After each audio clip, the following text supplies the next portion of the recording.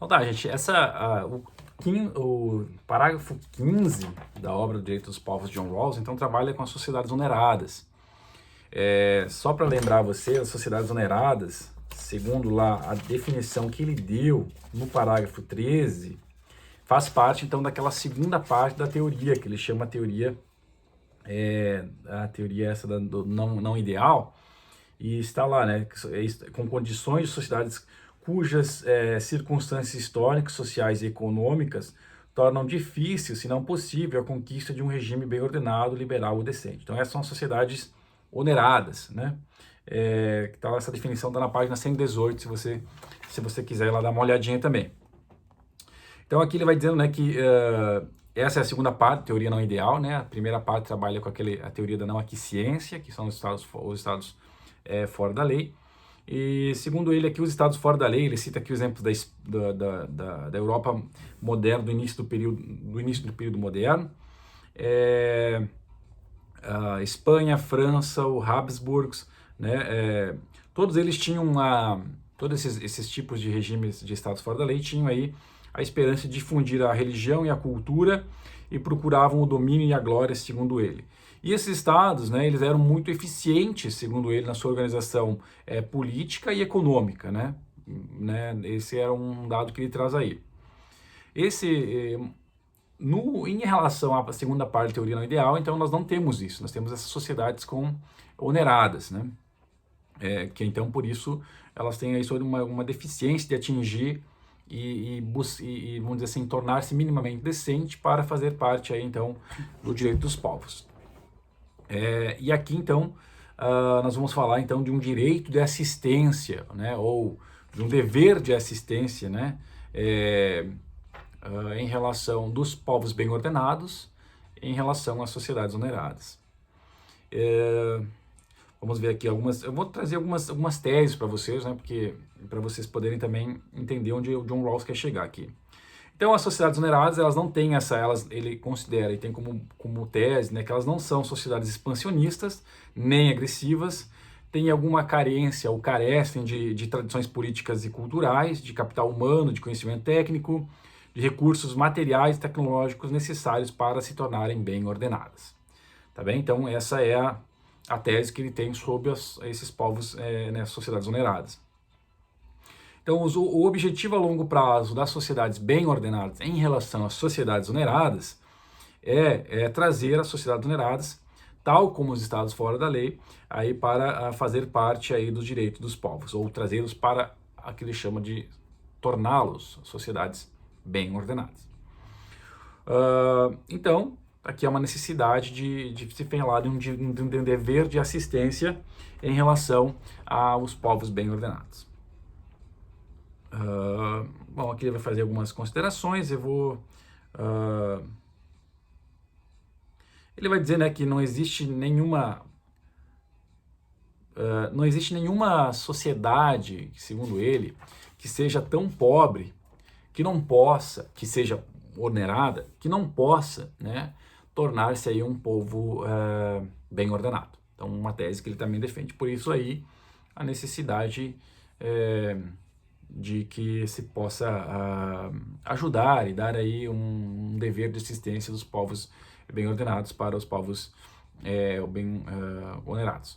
Você tem a primeira diretriz para o dever de assistência, então você vai ter aqui um pouco da discussão dele sobre o que ele chama de poupança justa, que ele elaborou lá na teoria da justiça dele. Então aqui ele vai fazer, no fim, a tese que ele vai referir aqui que se possa, então, né, porque como é uma assistência, né, que no fim se tem aí um equilíbrio, né, entre o que um povo pode ajudar e o que o povo tem internamente, né. Então ele vai dizer aqui, o objetivo é concretizar e preservar instituições justas ou decentes e não simplesmente aumentar, muito menos maximizar indefinitivamente o nível médio de riqueza ou a riqueza de qualquer sociedade ou de qualquer classe particular de sociedade.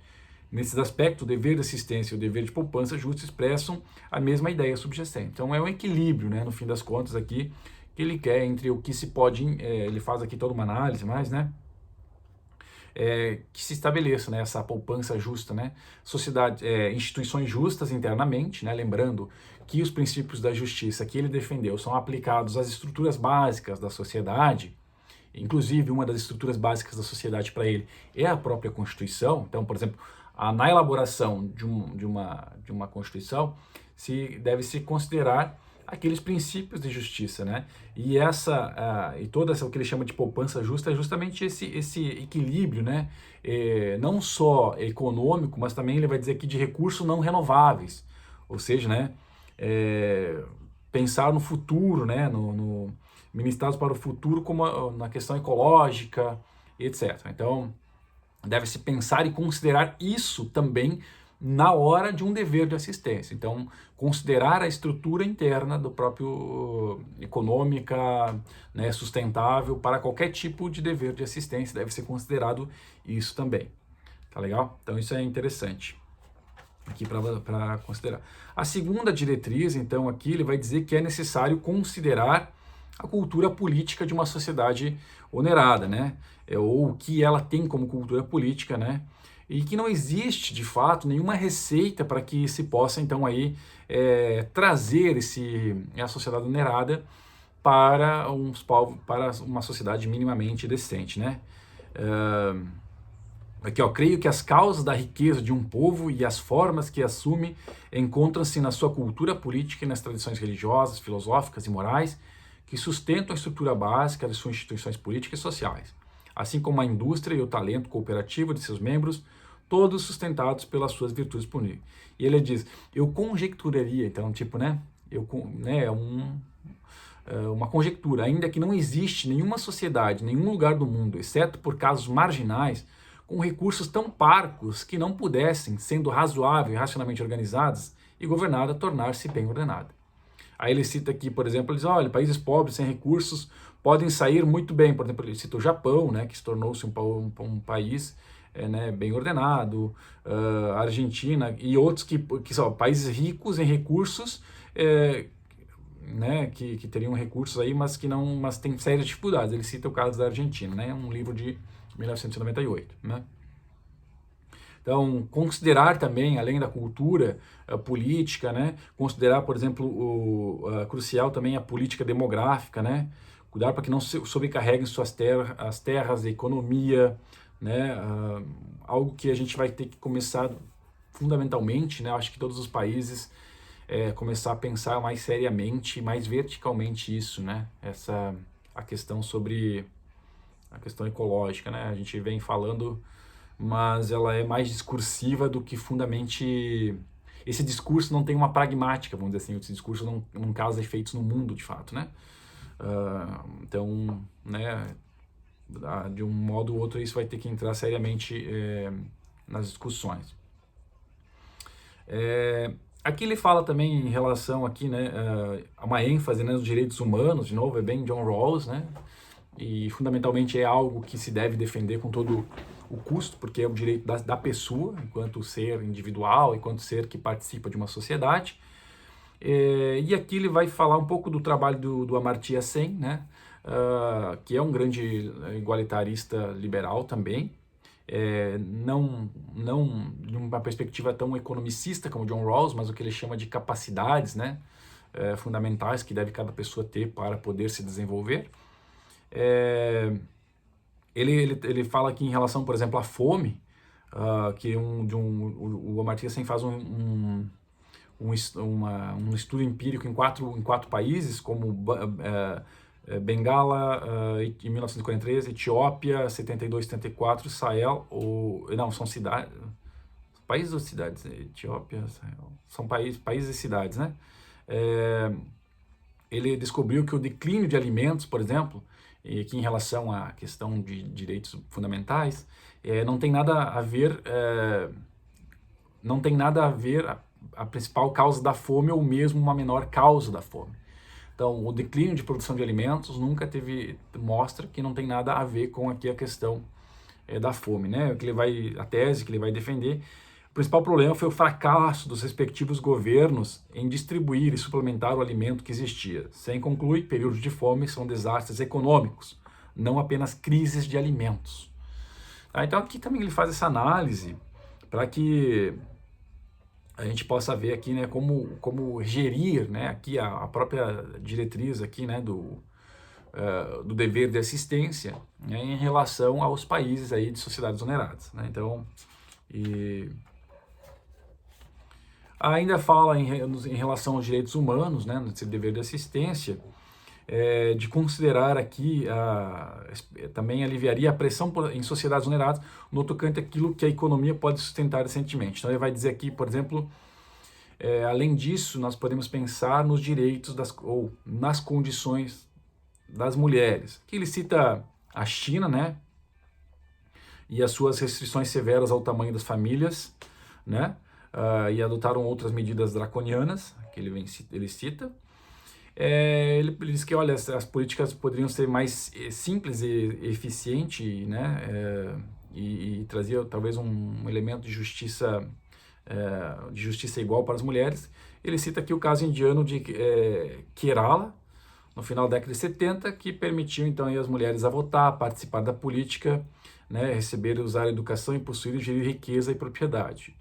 O resultado disso é que a taxa de nascimento em Kerala caiu, né, abaixo da taxa da China, sem invocar os poderes coercitivos do Estado. Então, né, aqui alguns tipos de modelos que ele vem comparando, né, cita aqui Bangladesh, Colômbia e Brasil ainda como resultados similares.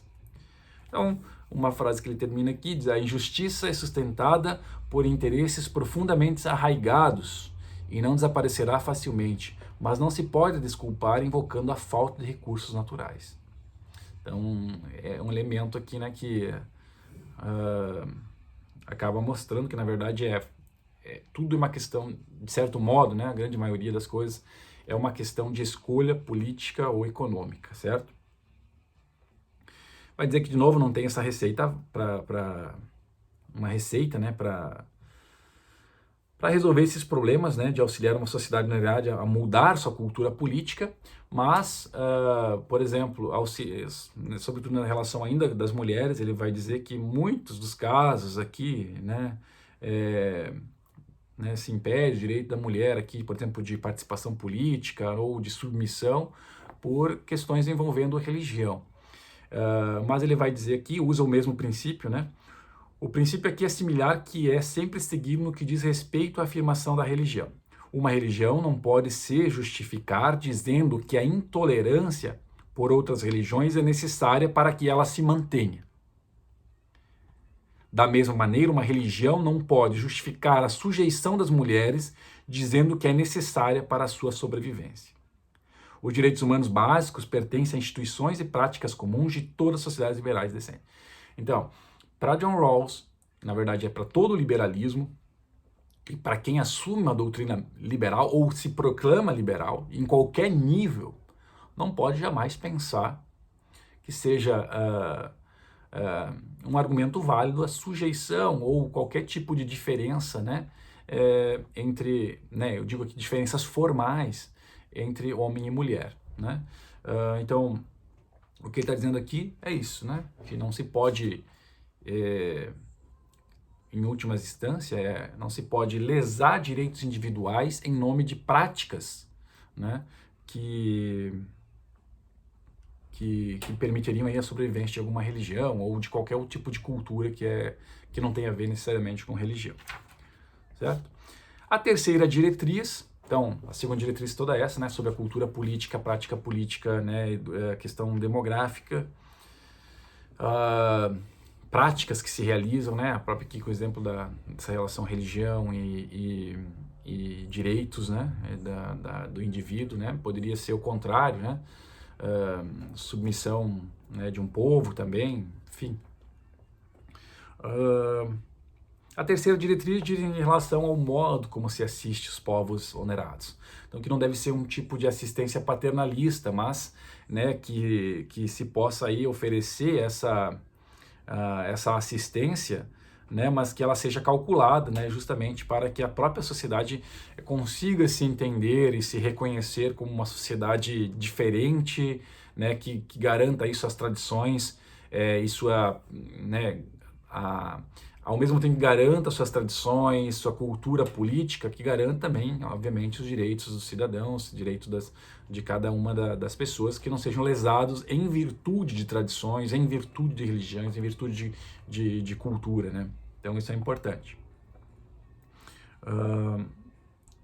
Fala, bom, mas aqui é tranquilo essa questão, né? O quanto a sociedade pode participar, então, uma sociedade bem ordenada no dever de assistência.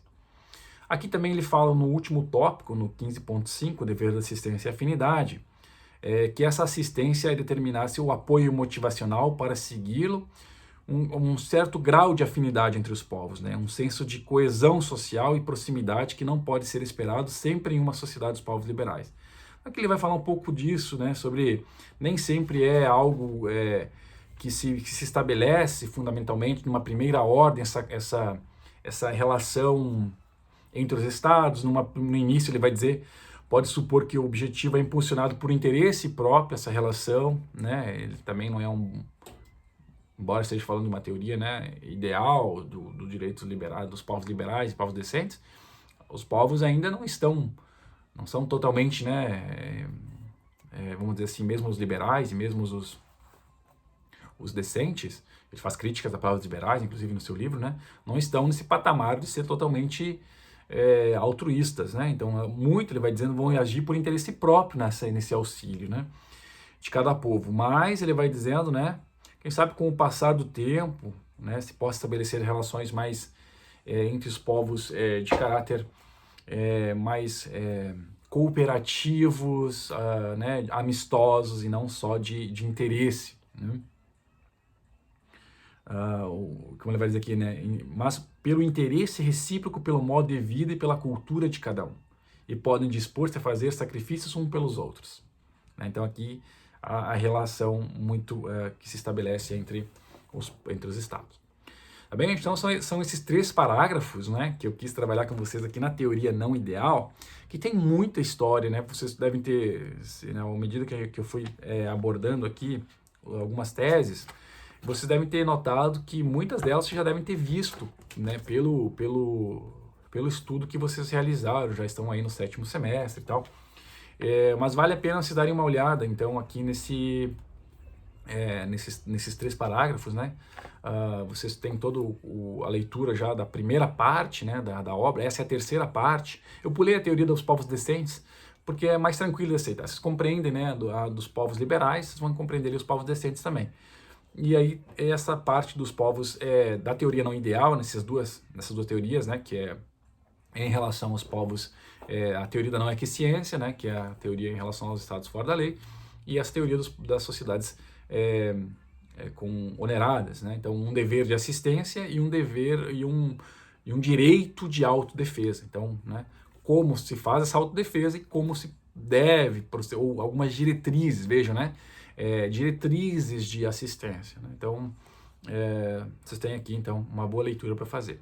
Então, a tarefa dessa semana, até a semana que vem, é vocês verem essa aula, consultarem aí o material, lerem essa parte, tá? Que eu já deixei embaixo aqui, para vocês, então, interagirem um pouco com John Rawls e essa leitura. Tá legal, gente? Estou sempre à disposição, como vocês sabem, né? Para qualquer tipo de conversa e, enfim, discussão. Tá legal? Um grande abraço para vocês.